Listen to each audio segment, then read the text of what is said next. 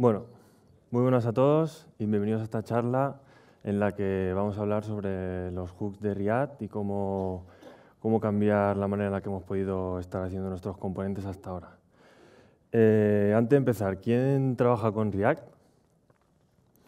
Vale.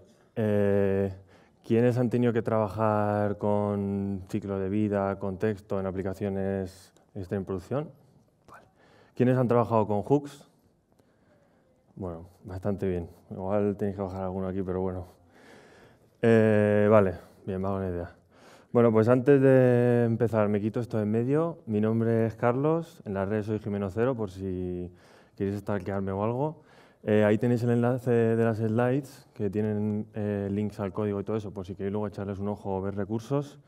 Y un poco sobre mí, pues llevo pues más o menos 3 años en esto de la programación, me picó de repente, hice un bootcamp y llevo 3 años en esa startup que se llama Influencity, que me cuidan muy bien y estamos haciendo el software líder de campañas con influencers.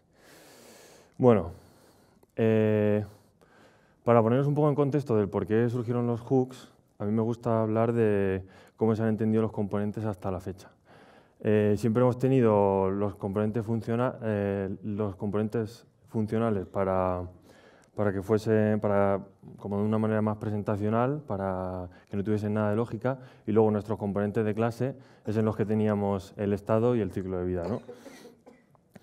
Pues claro, teniendo ese contexto, ¿qué son los hooks? Pues los hooks justamente tratan de tener en componentes funcionales esa gestión del estado y del ciclo de vida, aunque bueno, ya no es un ciclo de vida, pero bueno, lo que haríamos en ese momento. Simplemente sería eso y poder hacerlo en componentes funcionales. ¿Cómo gestionábamos el estado en un componente de clase normalmente? Pues bueno, teníamos que declarar un constructor, teníamos que hacer el handler de turno, en el render pintar el componente y luego en el constructor bindearlo para no perder el contexto del dis y demás. Pues al final, como mucho boilerplate, ¿no? Para los que no habéis trabajado con hooks, ese mismo componente quedaría así, que como veis, pues reduce un montón de código que tienes que poner, pues porque funciona así y ya está, y al final le queda un poco más legible, ¿no? Que simplemente en la mitad de código que tiene el valor y el setter y ya está. Entonces, ¿por qué motivaron a hacer los hooks? Pues como más o menos os podéis imaginar en las diapositivas de antes, porque nos quita un montón de scaffolding y de boilerplate. Entonces al final, pues bueno, código más pequeño, si está bien hecho, código más legible, ¿no? Al final, como lo estamos haciendo con funciones, vamos a dejar de utilizar las clases, ese código es muy fácil de encapsular y de reutilizar y al final pues evitar hacer código duplicado.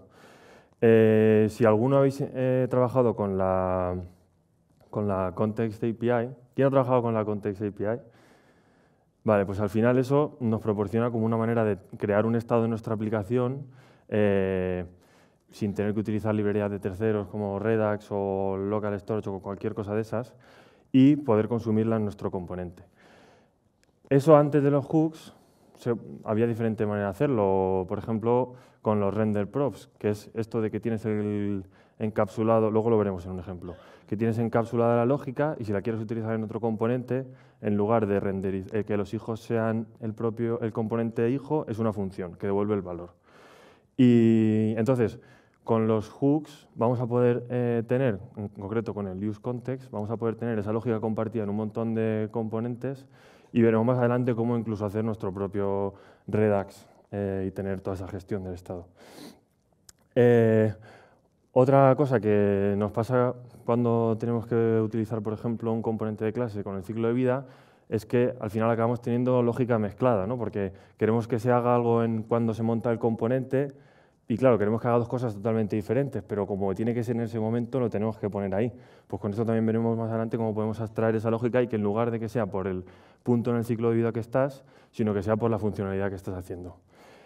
Y por último, y no menos importante, pues por la curva de aprendizaje, sobre todo para la gente nueva que empieza con esto, que al final, pues bueno, gente como muy junior que empieza a trastear con JavaScript, pues problemas con el dis, de entender cómo funcionan las clases y tal, al final es una función, no hay No hay magia que tienes que meterte a saber exactamente cómo funciona JavaScript. Entonces, para los hooks, eso sería un poco como la motivación que pienso que hay detrás de todo esto. Para programar con hooks, tenemos que tener en cuenta solamente dos cosas. La primera, que hay que declararlos en el top level del componente, o sea, no meterlos nunca ni dentro de loops, ni de if, ni nada de eso, porque al final la manera que tiene el componente de saber qué valor está actualizando es en el orden de declaración. Entonces, si arriba del todo lo metemos dentro de un if o algo así, pues el componente probablemente empiece a hacer cosas súper raras. Y obviamente no utilizar dentro de clase, esto está pensado para hacerlo en funciones. Entonces, ahora me gustaría enseñaros algunos de los hooks que vienen ya en la propia librería de React, para cuando queráis empezar a cacharrear con ellos tengáis una idea. El primero, que es el del ejemplo que os he mostrado antes, es el de useState. Este lo que nos va a permitir es tener esta gestión de estado, que antes en los componentes de clase teníamos que hacer pues eso, con el constructor y demás, en un componente. Lo único que hay que saber de esto es que es una función que recibe el valor inicial con el que vas a arrancar ese estado y devuelve un par en el que el primer valor es el valor del estado y el segundo la función con la que vas a cambiar ese valor o a setearlo, ¿no? Y bueno, como esto dicho está muy bien, mejor lo hacemos, pues he traído una pequeñita demo para enseñarlo. Entonces, yo aquí tengo una landing súper cutre que me he montado con un toggle, que luego veremos para qué es este toggle. Entonces, ¿cuál sería el código de ese toggle? Pues aquí tengo el componente, que como veis, lo tengo hecho de la manera tradicional, con el constructor, el handler, ¿se ve bien, no? Y el render. ¿Cómo pasaríamos esto a un componente de clase? Pues como hemos visto antes, primero lo declararíamos como una función.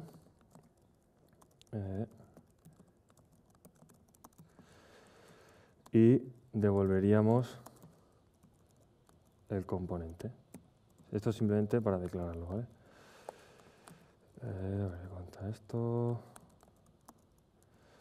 Y aquí si todo ha ido bien, pues ahora no hay nada, no hay hook, no hay nada. El componente le estoy clicando y no se mueve. Entonces, ¿cómo haríamos para reemplazar toda esta lógica por la otra?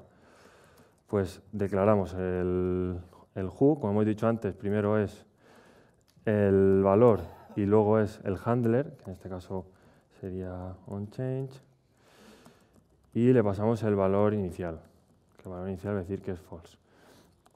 Y entonces aquí tendríamos que reemplazar la función por el onChange, y esto sería el check. Y aquí vemos cómo otra vez volvemos a tener nuestro estado. Entonces, como veis, esto que... Voy a colocar esto un poco, que queda horrible.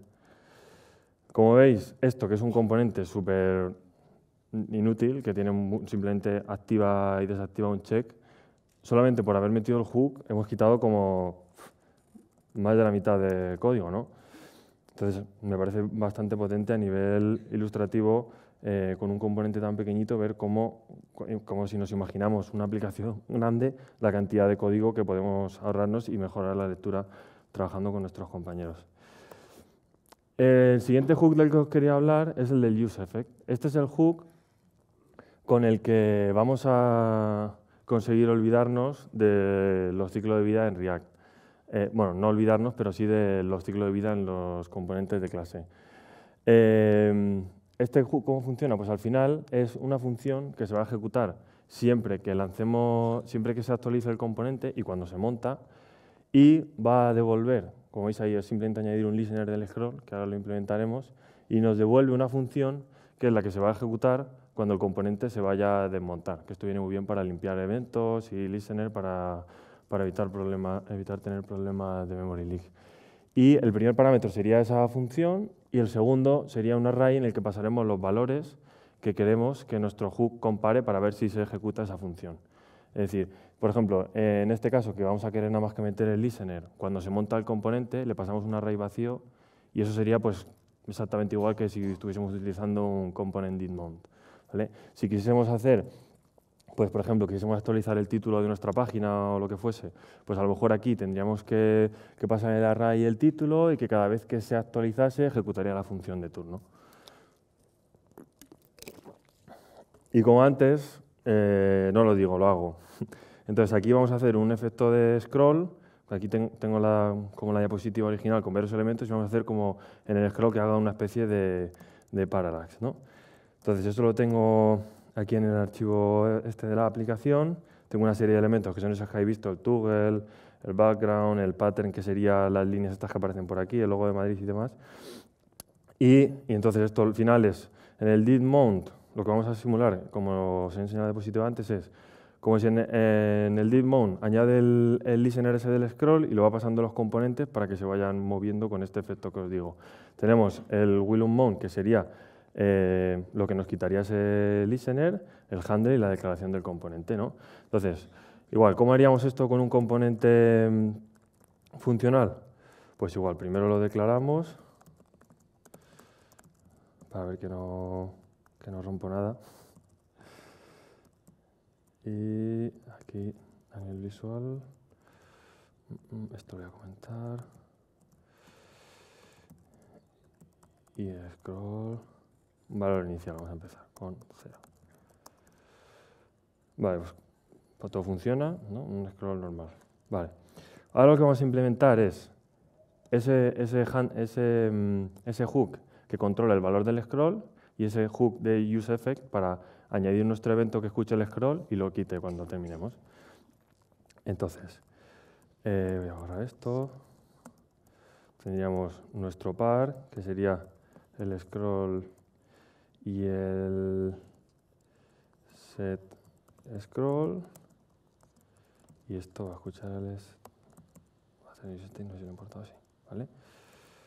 Esto voy a mirar que no tenga ningún typo aquí, guay.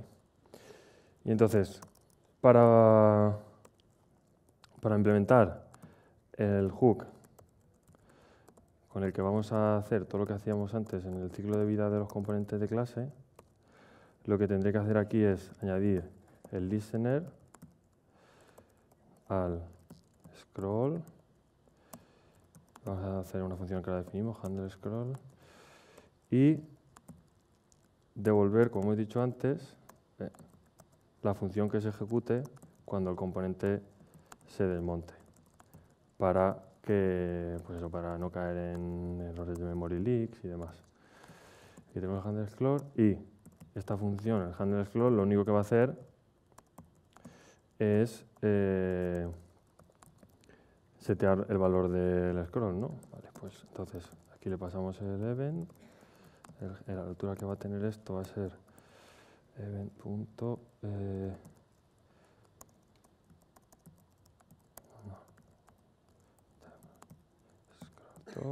y aquí por último lo seteamos.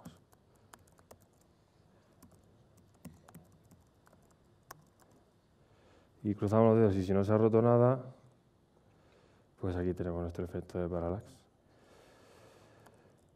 Igualmente, como hemos hablado antes, una de las cosas que a mí me gustan de los hooks es que podemos abstraer lógica para reciclarla. Entonces, fijaos cómo ha decrecido el componente, ¿no? Pero ahora mismo, toda lógica que tenga que ver... Uy, espérate, aquí, como no le paso ningún parámetro, no me he petado, pero me habría petado porque esto tiene que avanzar al principio.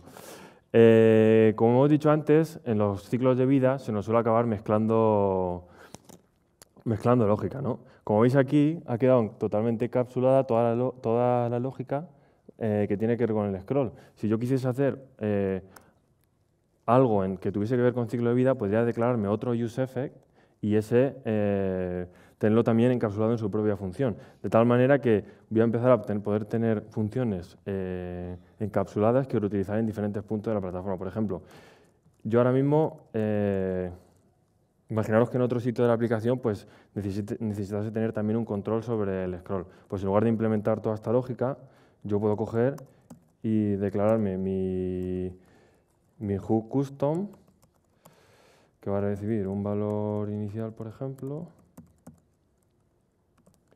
Initial value. Y voy a dejar esto un poco así bien. Y simplemente me voy a traer todo aquí directamente.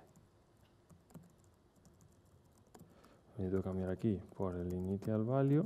Y fijaos que al final, yo todo lo que estoy seteando aquí, todo lo que estoy manejando es el scroll, pero todo lo que yo quiero actualizar en el scroll lo ejecuto aquí. Entonces, realmente a lo único que quiero tener acceso es al propio scroll, ¿no? Entonces, para implementar esto en mi componente, lo único que voy a tener que hacer es llamar al hook que me acabo de hacer. Aquí le doy a iniciar 0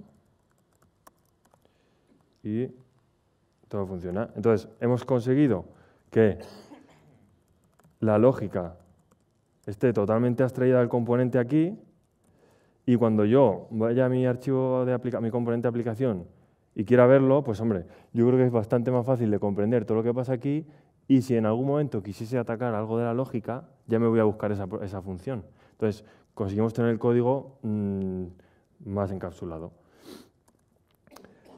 Vale, pues este sería el use effect. Bueno, igual me he adelantado un poquillo. El tercero del que os quería hablar de los que vienen con React es este del use context. Bueno, antes os he preguntado quién conocía la Context API. Para el que no lo sepa, al final es que iba a decir un contexto, pero igual tal. Al final es una manera de que te ofrece React de tú tener un sitio donde manejas tu estado, ¿vale? Entonces, donde quieras consumir ese estado en la aplicación, lo englobas dentro de un provider y después en el consumer es con el que accedes a ese valor. Vamos a verlo primero, cómo sería de la manera tradicional y luego utilizando el hook, para que veáis cómo funciona el Context API. Entonces, por ejemplo, esto viene muy bien para compartir estado en la aplicación, pues como podría ser un tema, un lenguaje o incluso para tener tu propio estado que vas atacando de diferentes puntos de la aplicación. Por ejemplo, yo he hecho aquí una chorrada para el tema. ¿Cómo sería antes? Pues yo lo que hago es que tengo mi theme context y, como os digo, tenemos que acceder al consumer, ¿no? El que lo va a consumir. Esto nos va a devolver una función con el valor. Y entonces, para acceder a ese valor, lo tendremos que meter dentro de otra función. No sé si alguno habéis... ¿quién ha oído hablar del GrabberGel en React? GrabberGel. Vale, pues eso simplemente es que al final tú cuando estás compartiendo lógica en componentes y lo haces con este método del render props, que si queréis ahora entramos a verlo también, es que como veis empiezo a tener un contexto aquí, un return, luego otro. Imaginaos que aquí necesito tener acceso a otro contexto o a otras propiedades. Al final lo que voy a tener que hacer cuando yo abra mis React DevTools, voy a tener un árbol de componentes inmenso. Entonces, lo bueno que tiene esto, que veremos ahora con el use context, es que nos vamos a cargar toda esa lógica. Bueno, pues si alguien tiene curiosidad de cómo funciona esto de la render props, os enseño el contexto que es súper chorra. Como digo, tengo el código subido y luego lo veréis. Que lo único que hago es que creo un contexto, tengo el provider, que ya he envuelto en el index de mi aplicación en él, y entonces lo que hago es importar este provider y acceder al consumer, ¿no? Vale, entonces, esto por aquí, parece que no se rompe nada, y lo que quiero ahora hacer es que mi layout tenga un tema pues más oscuro, ¿no? Que es el que he puesto, que es el que he puesto por defecto. Pues entonces, si aquí accedo al valor, pues ya lo tengo. Entonces, al final, en cualquier punto en el que yo quiera tener acceso a ese tema, simplemente voy a tener que meter el consumer. Entonces, ¿cómo haríamos para refactorizar esto utilizando el hook del use context? Pues muy sencillo.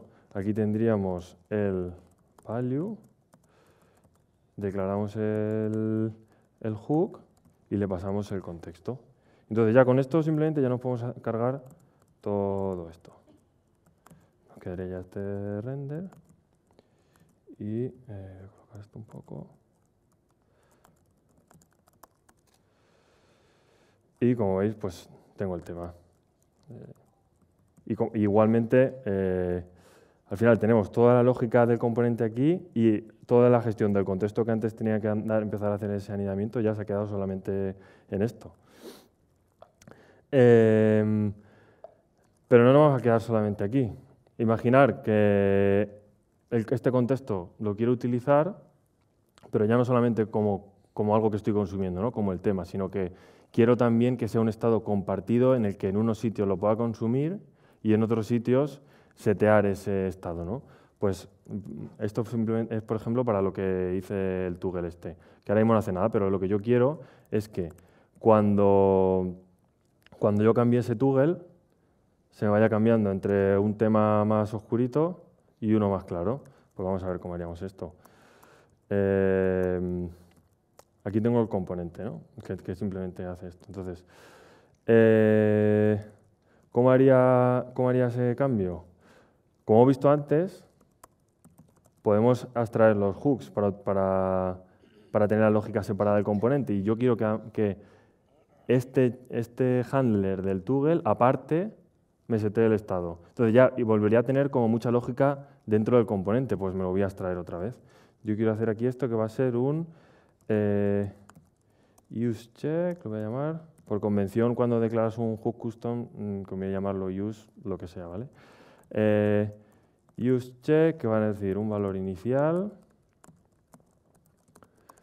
Y esto, voy a bajar el hook aquí. Uy, ¿qué he hecho? Voy a bajar este hook aquí y lo único que voy a hacer aquí de momento va a ser devolver checked y el onChange. Lo declaro aquí. Es más, voy a refactorizar esto para que quede todavía más minimal. Esto lo voy a llamar handle check y esto va a ser el use check. Use check al que le voy a pasar el valor inicial, que abajo se me ha colado. Y como esto ya tiene el objeto con estas dos propiedades, ¿no? Con el check y el handle check, aquí puedo hacer un express de las props, ¿no? A ver, handle check. Y si todo ha funcionado bien, sigo teniendo aquí mi toggle funcionando. Ojo, vamos cada vez más encapsulando la lógica y dejando el componente, que realmente es el que vamos a ver más sencillo. Vale, pues ahora hemos dicho que queremos implementar aquí la lógica para que esto nos cambie el tema. Pues como tenemos nuestro hook ya al lado de nuestro componente, y es algo que va a quedar aquí dentro, lo implementamos directamente en la funcionalidad. Esto veréis que es que ya no hace falta ni tocarlo. Entonces, vamos a implementar nuestro hook. Vamos a nuestro hook de contexto para setear el tema. Vamos a acceder, igual que en otro lado accedíamos al value, pues ahora vamos a acceder al setter, ¿no? Al que setea el valor. Y entonces este setter va a venir del contexto del tema. Y lo que queremos hacer aquí, vamos a declarar nuestro handler que va a recibir el valor del check. Y lo que queremos decir es, si está chequeado, setéame el tema suave. Y si no está chequeado, el oscuro otra vez. Y aún así queremos que este handle siga seteando el valor del toggle, ¿no? Y entonces aquí vamos a hacer que este onChange sea nuestro handler.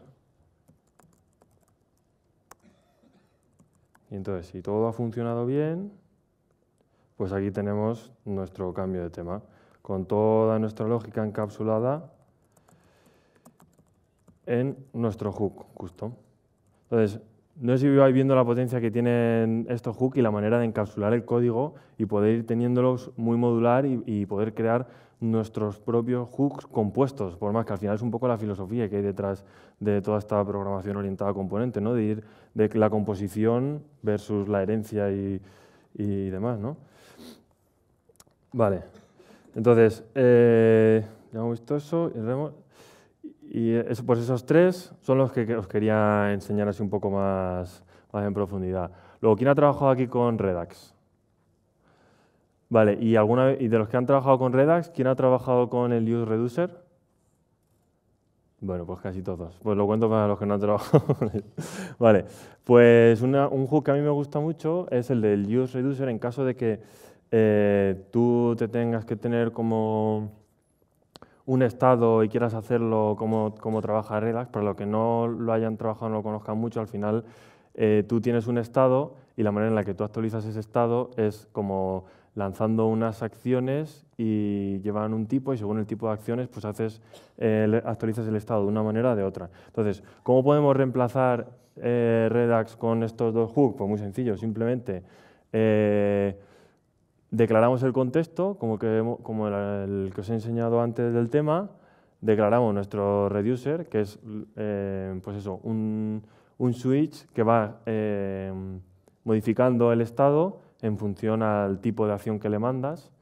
Y por último, te tendrías que hacer pues, tu componente de tu provider, que utilizas el hooks del uReducer al que le pasas el reducer de arriba y el valor inicial, y lo consumirías igual que hemos visto antes con el hook del useContext, y ya puedes acceder ahí o bien al estado o bien al dispatcher, que el dispatcher al que le pasas es como un objeto del payload, que es lo que vas a cambiar, y el tipo, que es el que va a decidir cómo va a actualizarse el estado. Me gustaría también hacer hincapié en el tema de los custom hooks. Como os he estado comentando antes, me parece muy potente para ir modularizando el código y poder compartirlo, ¿no? Que al final, pues cuando estés trabajando con compañeros, al final acaba habiendo mucha lógica duplicada, sobre todo, pues, por ejemplo, como os he comentado antes, en los ciclos de vida, pues justamente para eso, para tenerlo abstraído y con una buena documentación de qué hook hace cada cosa, pues podéis reutilizar muchísimo código. Bueno, este es como el que os he enseñado antes, que pues eso, al final si tuvieses que hacer la lógica del check, pues la tienes abstraída en una función y la puedes utilizar en cualquier otro lado. Yo, por ejemplo, cuando empecé a cacharrar con esto de los hooks, dije, a ver, ¿qué cosa hago yo siempre que repito un montón y me da una pereza horrible? Y fue como la gestión de los arrays, ¿no? Supongo que los que hayáis trabajado con arrays y con el tema de la inmutabilidad os parecerá un coñazo supino el tener que andar editando un array, porque tienes que hacer el find index, luego poniendo el primer cacho, luego reemplazando con el nuevo objeto, luego el segundo, tal. Pues dije, bueno, pues esto que lo repito todo el rato, pues me hago un hook. Y eso, que es una tontería, te haces tu custom hook en el que al final, bueno, es todo el código, pero al final lo que acabas teniendo es que la manera, con el hook ese, el setter acaba siendo una función en la que pasas el elemento, el tipo de acción que voy a hacer y por qué ID lo tengo que buscar. Y ya pues te cargas todo ese boilerplate que a mí personalmente me ha dado mucho por Detroit hacer todo el rato. Y bueno, pues eso. Entonces, como conclusiones, me gustaría que os llevaseis de esta charla la potencia que tienen los hooks. A mí personalmente lo que más se lo veo es en la capacidad de reutilización de código, de simplificar el código, porque al final a mí personalmente me parece muchísimo más fácil de leer cuando lo tienes todo encapsulado en un user scroll. Vale, pues ya si en algún momento tengo que preocuparme por eso, me voy a leerlo al otro lado. No tengo que andar viendo en los ciclos de vida que actúa sobre cada cual. La capacidad de abstracción, ¿no? De tenerlo como todo sacado fuera en funciones y modular, como encapsulado por el tipo de cosa que hacen y no por el momento del ciclo de vida en el que estás, y que al final son funciones, que las funciones pues son súper fáciles de leer, de reutilizar, de testear y al final pues bueno, de a la hora de trabajar con compañeros, pues que todo el mundo pueda entenderlo de una manera fácil. Y pues al final, código más sencillo, más reutilizable, más testeable y que se puede leer mejor, pues un código mejor en el que vamos a trabajar más a gusto con todos nuestros compañeros. Y nada, pues eso, esto ha sido todo. Espero que os haya gustado. Ahí tenéis el enlace al repo, que tengo tanto como la parte inicial y luego ya resuelto todo, por si queréis comparar o algo. Y lo de abajo es el enlace a las diapositivas que están colgadas. Luego las pondré en Twitter de todas maneras, pero bueno, pues si con el enlace de abajo ya tenéis acceso a las diapositivas y podéis ver a todo. Así que nada, pues muchas gracias y ¿tenéis alguna pregunta?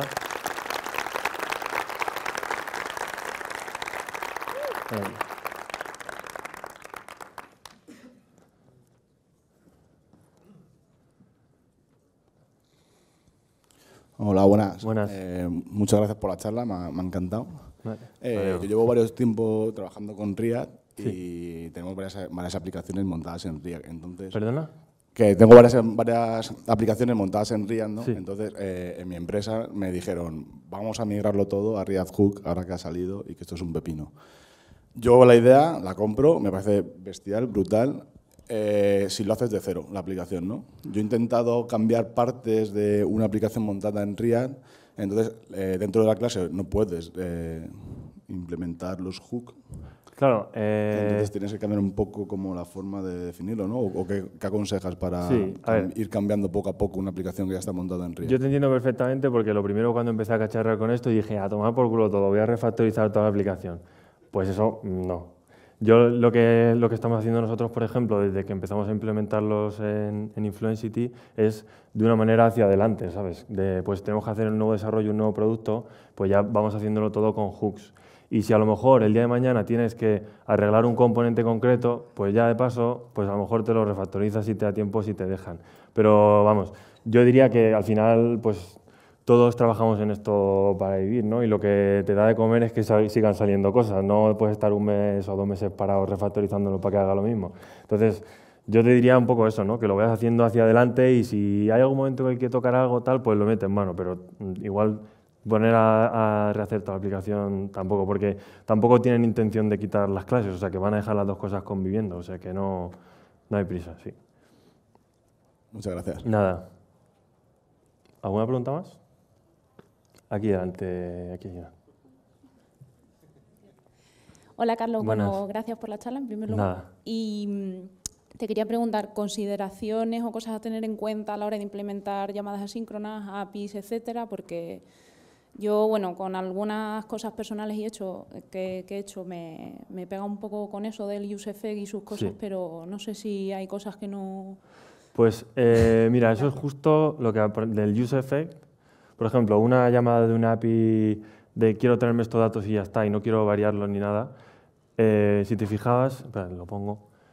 El useEffect recibe dos valores. El primero es la función que vas a ejecutar y el segundo es el array, ¿no? El array de elementos en los que te quieres fijar. Espera un segundo, a ver si lo encuentro.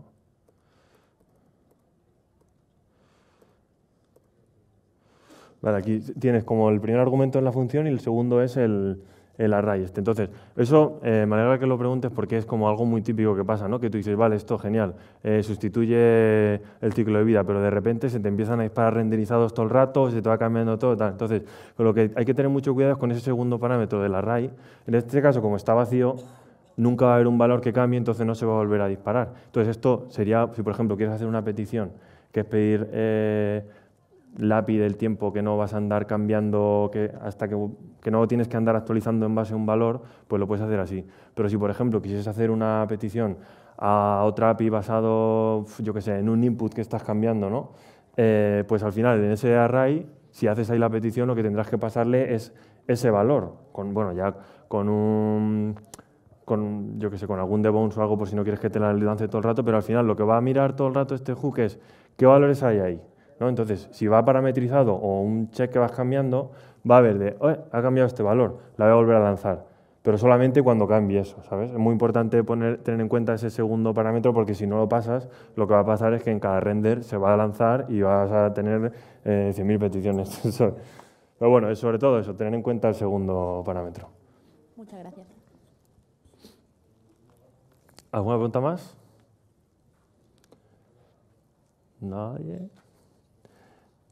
Bueno, pues nada. Pues muchas gracias a todos. Espero que os haya gustado y se anime a trabajar con los hooks.